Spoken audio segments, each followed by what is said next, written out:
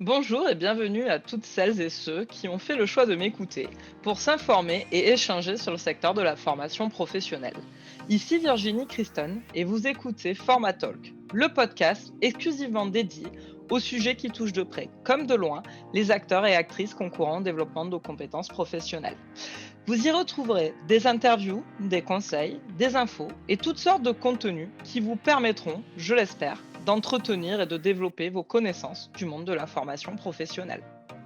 Aujourd'hui, je vous présente une des séries du podcast Callio Story, où j'inviterai régulièrement des professionnels de la formation qui ont envie de nous partager leur expérience de la certification, mais également leur vision de ce qu'est une démarche qualité au sein d'un organisme concourant au développement des compétences.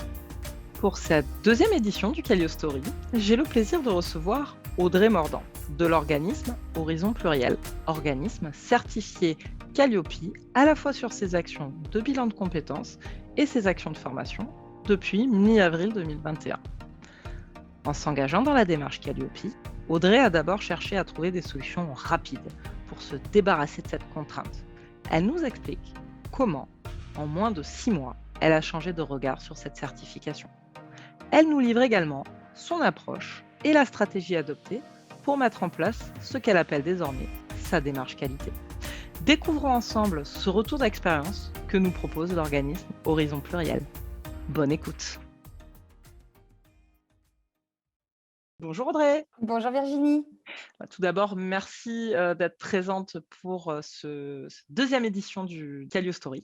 Merci beaucoup pour l'invitation. Je vous propose qu'on commence par une présentation de votre organisme et de vous-même, tout simplement. OK, avec plaisir.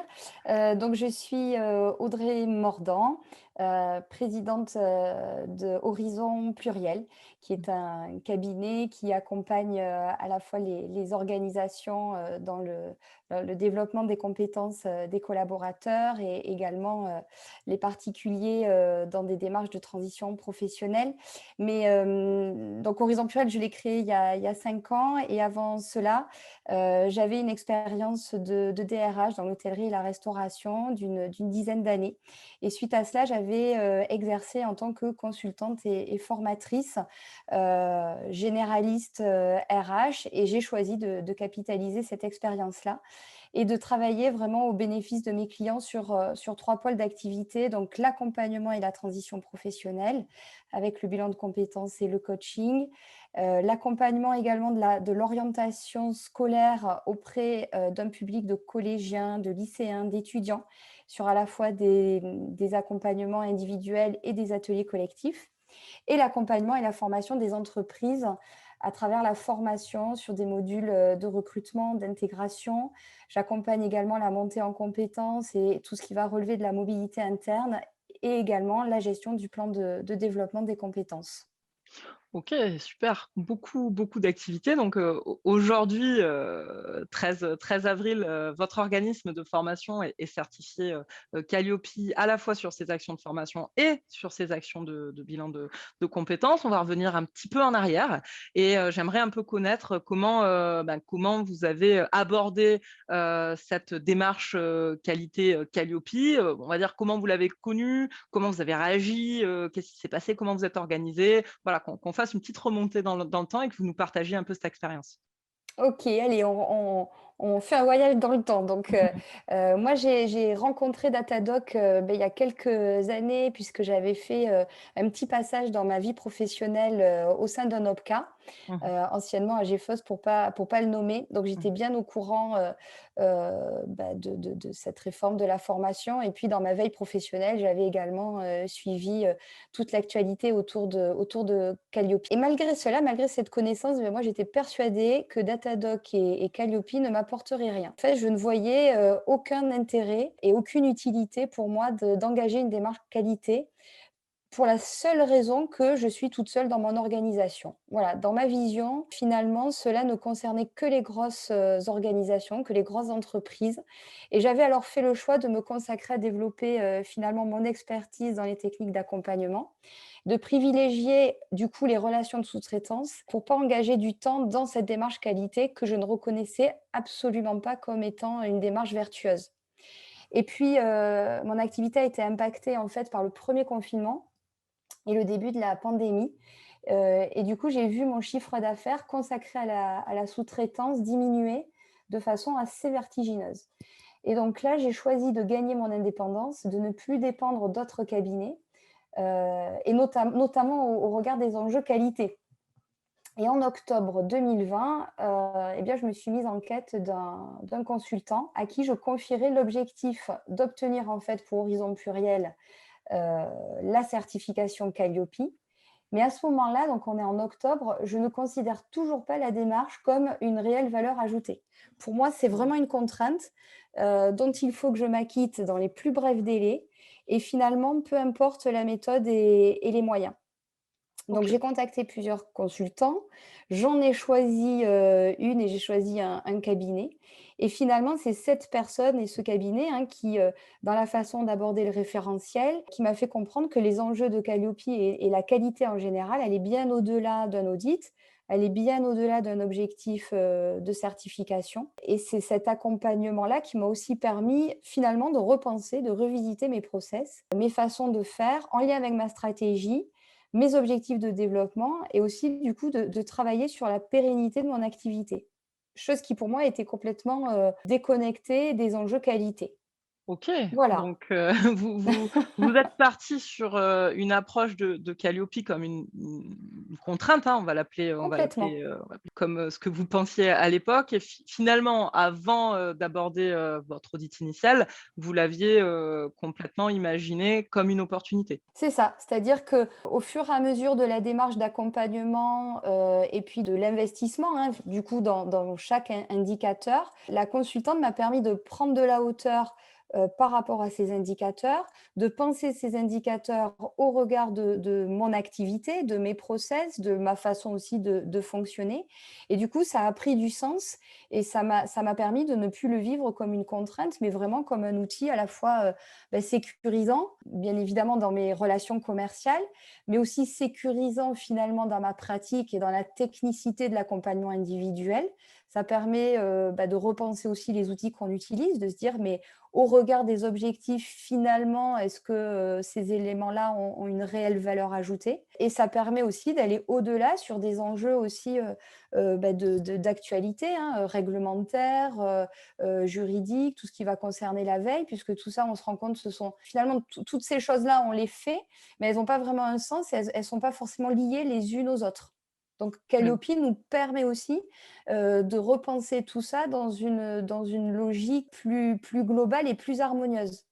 Je vois tout à fait ce que vous voulez dire et donc avec, tous ces éléments de préparation, vous voilà, on va dire le jour J, fin mars, face à votre auditrice pour votre audit initial donc, audit, particulier, je tiens à préciser puisqu'il concerne 2 actions, hein, l'action de formation et le bilan. Vous avez, décidé de faire cet audit, du coup à distance. Mmh. Moi j'aimerais un peu, mieux connaître comment s'est passé l'audit. Alors pourquoi le choix de l'audit à distance, la posture de l'auditeur? Enfin, que vous nous parliez un peu de l'expérience audit là pour le coup. OK.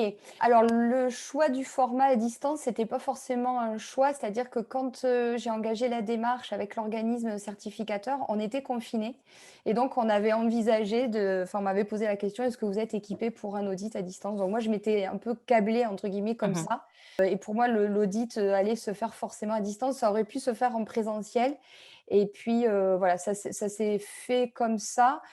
C'est pas forcément le choix que j'aurais fait, hein, Mmh. hors pandémie, mais ça a pas posé de difficultés particulières puisqu'en fait, tous les outils, tous les dossiers, enfin pour ma part, hein, c'était numérisé, tout était accessible sur mon ordinateur. Il fallait simplement faire des partages d'écran, Mmh. ou des partages de docs si je voulais pas que voilà, qu'il y ait d'intrusion dans mon système, avec une attention Mmh. particulière en fait à ne pas révéler, bien évidemment, l'identité des personnes que j'accompagne.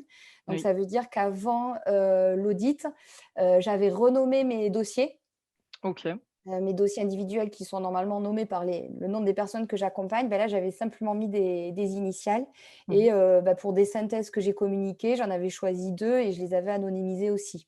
Voilà, D'accord. donc OK. le format, à distance, pas créé de difficultés par rapport à ça, au contraire, c'était même assez facile.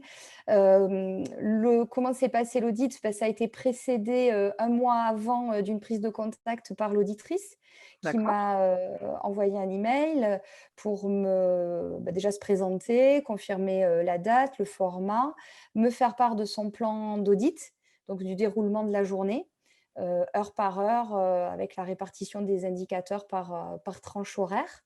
On avait fait également un test de connexion, donc ça, c'était Mmh. sympa. Ça permet de, voilà, discuter, quelques secondes avec l'auditrice, la voir en vrai, enfin en visio et voilà, donc ça Mmh. dédramatise un peu l'audit, final.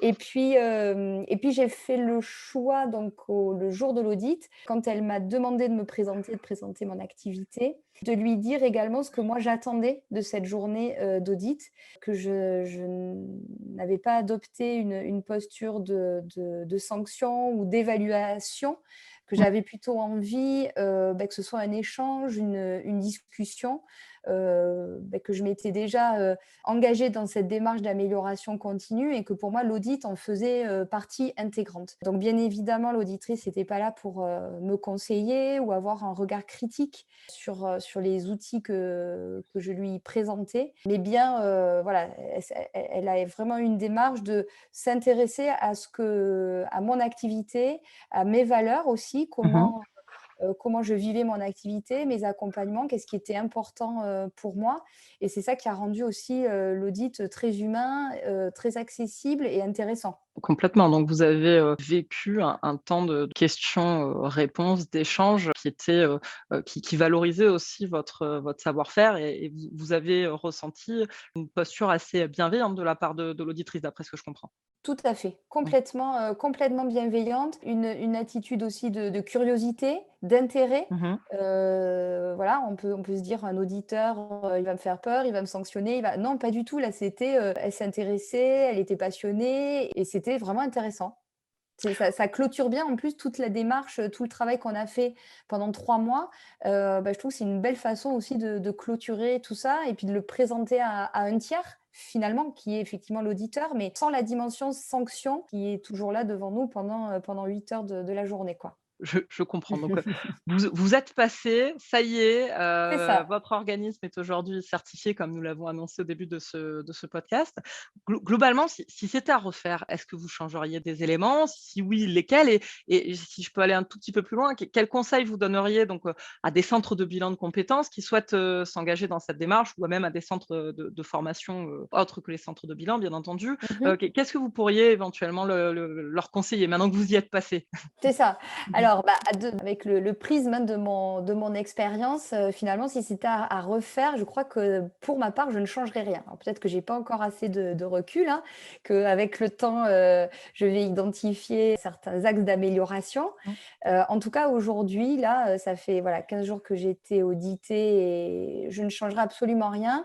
Ce que je pourrais conseiller aux centres de bilan, également aux organismes de formation, quelle que soit leur taille, hein, finalement, Mmh. c'est vraiment de challenger, d'enrichir leur vision, leur process, leur démarche, leurs outils en travaillant vraiment avec un consultant expert en qualité. J'ai aucun intérêt, commercial, à dire ça. J'ai aucune action dans un cabinet, spécialisé en qualité, hein. Mais vraiment sans ce regard-là, sans cette expertise-là, je suis certaine que j'aurais pas eu un audit avec, 0 non-conformité. Donc il y a quand même en plus, je suis à la fois, dans ma logique de travail, très axée sur des choses très humaines qui sont importantes pour moi, mais la logique de résultat est importante. Et là, pour moi, l'objectif, c'était d'avoir 0 non-conformité. Ça a été le cas et ça a été vraiment grâce à cet apport d'un consultant sur le sujet. Je déconseille vraiment de télécharger des kits, des outils tels qu'on peut en trouver sur internet, hein. Je le dis parce que moi j'ai failli, le faire. Je voulais tellement que ça aille vite que c'était vraiment tentant, hein, de télécharger un kit et de dire: «Allez, ça la question Calliope sera réglée». Non, non, pensez plutôt Calliope comme un outil au service du développement et de la pérennité de votre entreprise et pas du tout comme une contrainte, dans laquelle il faut remplir des cases. L'autre élément aussi que j'aimerais bien souligner, c'est que j'entends souvent dire que Calliope, c'est l'enfer, ça prend du temps, on n'y comprend rien et ça sert à rien. Pour ma part, Calliope, finalement, ça m'a occupée, depuis le mois de novembre jusqu'à fin mars, très exactement 13 jours de production sur les outils, les process et 9 heures de visio synchrone avec, la consultante que j'avais, choisie. Avec en plus un rythme de travail soutenu. C'est-à-dire j'ai pas mis mes activités en stand-by pendant 3 mois. J'ai continué de faire, tous mes accompagnements, également de répondre, à des appels à propositions, voilà. Donc, même si on a une activité soutenue, même si on est tout seul, sur un temps, relativement raisonnable, on arrive à réfléchir, à travailler activement et à avoir des résultats, sur le sujet. C'est très intéressant ce que vous êtes en train de nous confier, surtout que vous avez fait le «rex» entre guillemets du temps, hein, consacré Oui. à votre préparation et justement, de souligner également qu'à côté de ça, vous aviez une activité, Mmh. soutenue donc ça demande une organisation, mais dans une culture qualité, l'organisation, est de mise, hein, Mmh. j'ai envie de vous dire. Donc c'est très intéressant de pouvoir partager en tout cas votre retour d'expérience et de vous confier, sur ces sujets-là. Maintenant, j'ai envie de vous dire comment vous envisagez la suite? Puisqu'on est dans des cycles de certification. Vous avez eu votre audit, initial et encore une fois félicitations, pour le résultat. Va y avoir après les audits de surveillance, audits de renouvellement. Comment vous envisagez, votre démarche qualité, dans le temps? C'est vrai que moi, en tant que nouvelle entrante, puisque j'étais sortie de la sous-traitance en octobre et que finalement tous ces process, ils ont été, la mise en œuvre a été simultanée avec cette demande de certification. Donc j'ai envie de dire que ce contexte-là, pour moi, était finalement favorable parce que j'avais pas de mauvaises habitudes, enfin tout s'est fait en même temps. Pour moi, l'enjeu maintenant, c'est de pérenniser tout ça. Donc ça a été vraiment des points d'alerte aussi assez récurrents, de ma consultante, hein, sur les outils que je pouvais présenter, de dire: «Mais attention, ça c'est super, c'est magnifique, c'est très joli, machin, mais est-ce que c'est tenable dans le temps?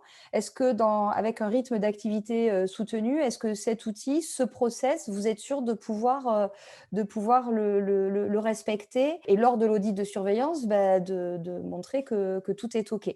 Donc ça, c'est mon objectif, de vérifier que tout ce que j'ai pensé, ça va être, opérationnel et ça va être, performant. Ensuite, j'ai bien conscience que de toute façon, l'humain, l'entreprise, nos organisations, sont mouvantes, hein. Donc il va falloir que je puisse aussi accompagner ce changement, ce mouvement. Ça fait partie du rôle de chef d'entreprise qui est aussi intéressant. Donc, je voudrais à la fois qu'une grande partie de mon travail soit reconnue par une performance effective, avec la confrontation à la réalité et puis qu'il y ait une partie qui puisse évoluer par la pratique. Voilà, je pense que c'est ça tout l'enjeu, et je trouve que Calliope, c'est intéressant aussi de se dire que c'est jamais fini, qu'on va toujours pouvoir s'améliorer et que, c'est que le début de cette histoire-là avec, toujours l'objectif de comment je développe mon activité, mon chiffre d'affaires et cetera. Donc j'espère que, les audits de surveillance et les autres ne seront pas des copier-coller de ce que j'ai vécu il y a 15 jours, mais qu'il y aura toujours des apports nouveaux et voilà, une démarche d'amélioration et de mouvement permanent. En tout cas, c'est tout ce que je vous souhaite et j'en doute pas. De toute façon, pour votre audit de surveillance, vous avez quelques mois devant vous, C'est pour le ça, coup, exactement. pour l'éprouver. En tout cas, vous avez bien résumé, ce qui est une démarche qualité à la fois dans la mise en œuvre, mais aussi dans sa finalité. On est là, la démarche qualité est là pour développer aussi, les opportunités commerciales. On n'est pas uniquement dans une logique de système, contraignant, un peu ce que vous pensiez au début, sur lequel vous avez, changé de braquet en cours de préparation. Donc merci beaucoup Audrey pour votre témoignage. Je pense que ça pourra, permettre à des organismes qui se posent la question, d'aller ou pas vers cette certification, d'avoir un retour d'expérience concret et de se faire une idée, on va dire, dans le côté inside Bien sûr. de Calliope. Donc merci beaucoup pour le temps que vous nous avez, consacré et pour, ce témoignage, fort enrichissant. Eh ben, c'est parfait. Merci beaucoup Virginie pour l'invitation et puis tant mieux si ça permet, à certains d'y voir plus clair, et d'engager la démarche de façon plus sereine et optimiste. Merci beaucoup Audrey. Au Merci revoir. Virginie. Nous voilà arrivés au terme de cet épisode et je vous remercie sincèrement d'avoir pris le temps de l'écouter jusqu'au bout. J'espère qu'il vous a plu et qu'il contribuera à vous projeter davantage vers de nouveaux projets. Si vous avez aimé, je vous invite à en parler autour de vous et à rester connecté à nos dernières actualités. Vous souhaitez en savoir plus sur nous? Retrouver les liens des différents points évoqués pendant l'épisode? Suivre nos nouveautés? Je vous laisse toutes les infos nécessaires en bas de l'épisode.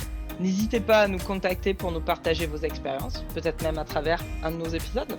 Dans tous les cas, ce sera un plaisir de vous retrouver très prochainement pour de nouvelles aventures avec notre podcast Format Talk.